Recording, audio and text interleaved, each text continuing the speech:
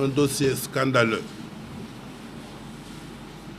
Mais grande a été ma surprise lorsque je me suis rendu à la police de constater à travers les différents épisodes de l'enquête qui s'est déroulée qu'en réalité, la montagne avait accouché d'une souris.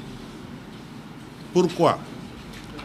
Je vais m'efforcer de ne pas rentrer dans les faits, parce que cela nous est interdit par la loi.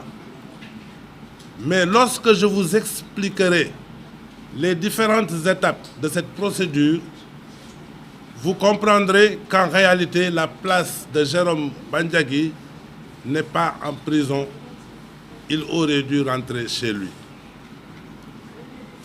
Alors, comment a commencé cette enquête? Comment?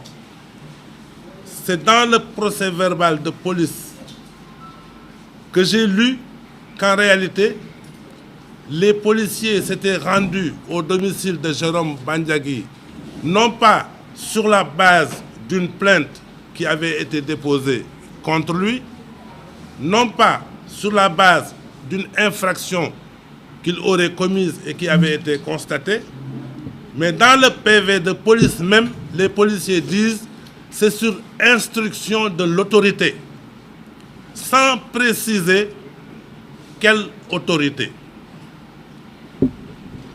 Quelle autorité leur a-t-il donné instruction de faire cette descente musclée chez Jérôme Bandiagui?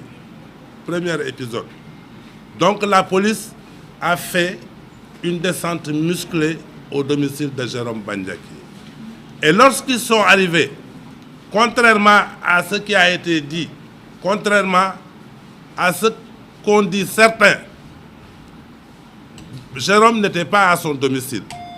Et lorsqu'on l'a appelé pour lui dire que les policiers sont là, c'est par sa propre volonté qu'il est venu. Et les policiers l'ont arrêté. Il n'y a eu aucune bagarre, il n'y a eu aucune escarmouche. Donc il s'est rendu comme un bon citoyen. On a récupéré son sac dans lequel il y avait 1 400 000 et quelques. Les policiers sont rentrés dans son domicile. Ils ont pris des passeports, ils ont pris des tonfas, c'est-à-dire des outils de gardiennage. Je précise que Jérôme Bandiagui a une société de gardiennage qui bénéficie d'un agrément. Et il a des marchés, n'est-ce pas, qu'il est en train d'exécuter. Donc, il n'y a rien de plus normal qu'il détienne des outils qui doivent servir à l'exercice de ses prestations de service. Ça, c'est le premier épisode. Alors, on a fait des enquêtes sur les passeports, sur ce qu'il détenait. Il a expliqué ce que je viens de vous dire, que ces outils servaient, n'est-ce pas, à sa société de gardiennage qui a un agrément du ministère de l'Intérieur depuis 2022. Alors, sur son passeport diplomatique, parce qu'il en a plusieurs qui sont expirés et qui ont été régulièrement renouvelés. Je précise au passage que M. Bandiagui assurait la sécurité de l'ancien Premier ministre et de l'ancien président de la République du Sénégal. Donc, il faisait partie de leur sécurité privée. Et à ce titre, il avait besoin d'un passeport diplomatique pour pouvoir, au besoin, voyager avec eux. Mais là où il y a le problème, on lui a demandé pourquoi sur votre passeport diplomatique, il est écrit que vous êtes agent administratif, alors que vous n'êtes pas agent administratif. Sur ce point, il a dit qu'on m'a attribué cette qualité. Donc, normalement, si ce fait doit faire l'objet de poursuites, on doit pouvoir au moins, je ne dis pas poursuivre, hein, au moins entendre la personne qui a inscrit sur son passeport qu'il était un agent administratif, parce que ce n'est pas lui qui a inscrit sur le passeport agent administratif. Donc sur ce point, on le poursuit pour usurpation de fonction. Sur l'autre point, on lui demande pourquoi vous occupez, n'est-ce pas, un logement administratif. Il a dit que c'est en ma qualité de quelqu'un qui assurait la sécurité du Premier ministre, et ensuite du Président de la République, la sécurité privée, que la primature, le Premier ministre, n'est-ce pas, m'a attribué un logement administratif. Sur ce point, on le poursuit pour obtention d'avantages indus de la part de l'État. Alors, au cours de l'enquête, on a dit qu'il y a un monsieur qui s'appelle Ndiak Diop, si mes souvenirs sont exacts, Ndiak, qui s'est présenté spontanément et qui a dit que courant 2021, lors des événements de 2021, lesquels événements, j'y reviendrai, sont couverts par la loi d'amnistie dont je parlerai, 2021, Jérôme Bandiaki s'est rendu au domicile de Farba Senghor et lorsqu'il est venu là-bas, il est venu là-bas avec des nervis et avec des bâtons, des trucs, etc.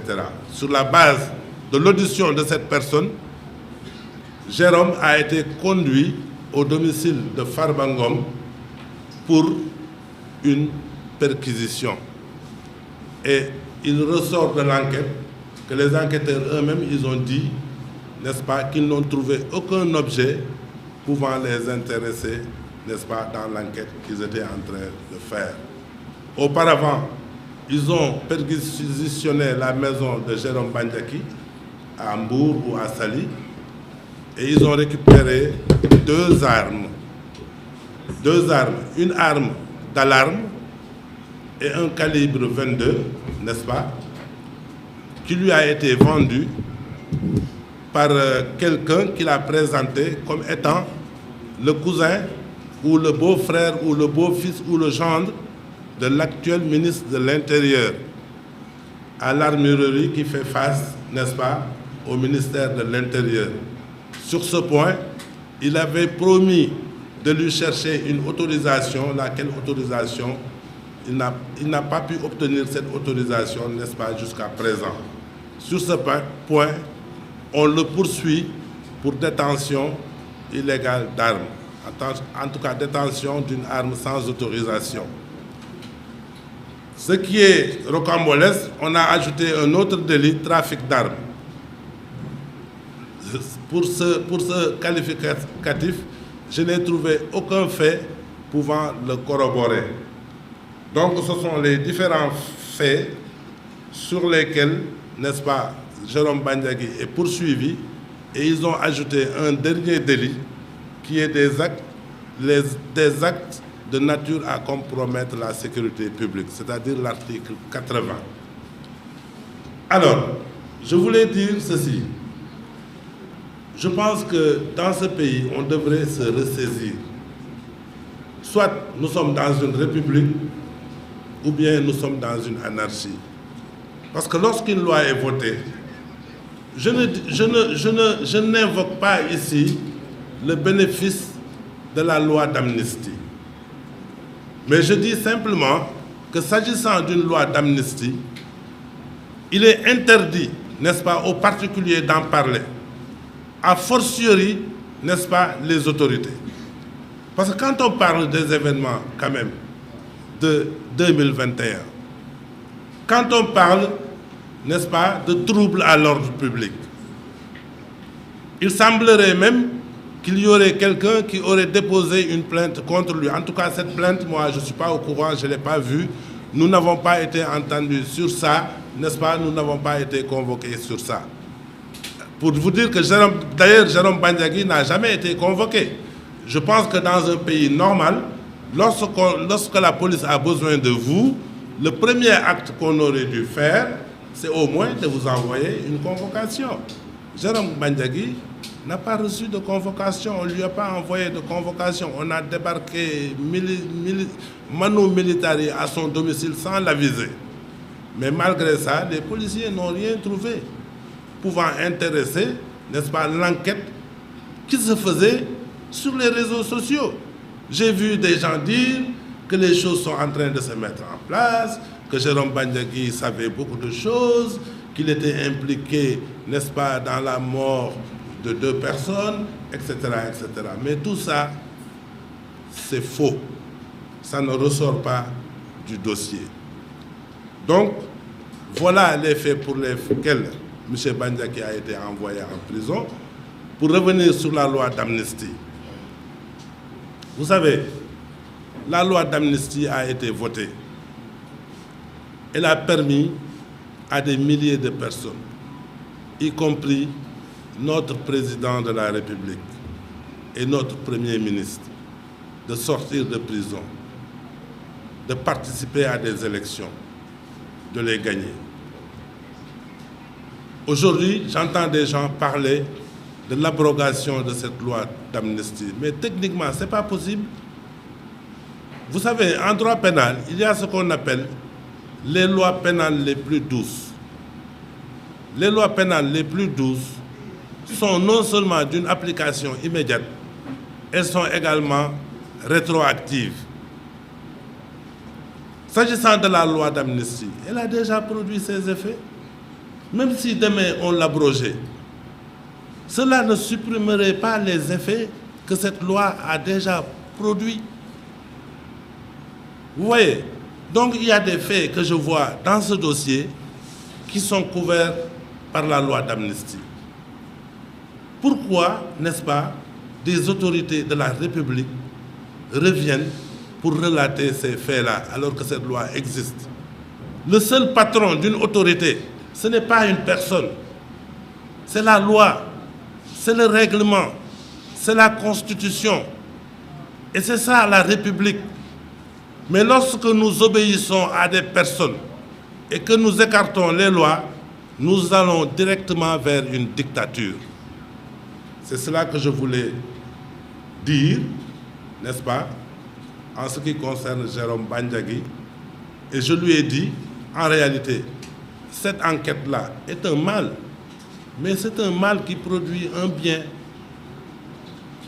Parce que je sais que partout où tu passais, les gens te regardaient comme un criminel, un tueur, un assassin. Aujourd'hui, au moins, mais il est clair que ce gars, il n'a rien fait. Il n'a rien fait. Et il n'est pas poursuivi pour le meurtre de ces 2 personnes-là au moment où nous parlons. Donc voilà, grosso modo, le résumé de l'affaire Bandiaky.